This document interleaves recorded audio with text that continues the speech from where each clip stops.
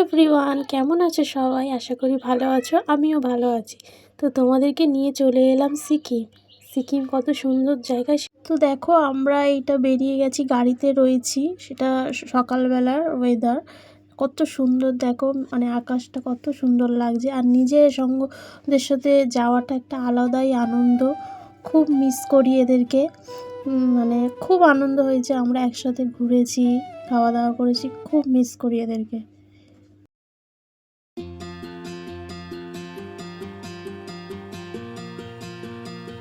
তো দেখো, আমরা এবার পাহাড়ে উঠছি আস্তে আস্তে। কত সুন্দর লাগছে দেখো, পাহাড়টা অনেক সুন্দর, অনেক অনেক। যেটুকানি আমার ফোনেতে আমি বন্দি করেছি সেটুকানি তোমাদেরকে আমি শেয়ার করব। আর এই রাস্তার ধারগুলো সব ভেঙে গেছে। আর আমরা যেই সময় গেছিলাম সেই সময় একটু বৃষ্টি ছিল, তো সেই সময় কিছু কিছু জায়গায় রাস্তা ভেঙে গিয়ে বৃষ্টির কারণে ধসেও গেছে। তো দেখো, এখানে বাদরগুলো বসে রয়েছে, এদেরকে দেখে তো আমার মেয়ে ভীষণ খুশি।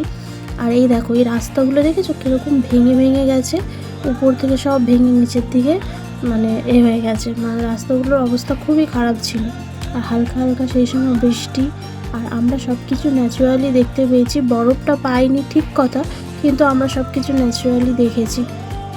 তো পাহাড়ের উপর দিয়ে দেখো মেঘগুলো কত সুন্দরভাবে ভেসে আসছে।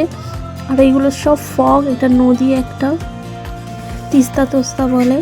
তো খুব সুন্দর জায়গা, মানে চোখে মানে যে সামনে দিয়ে।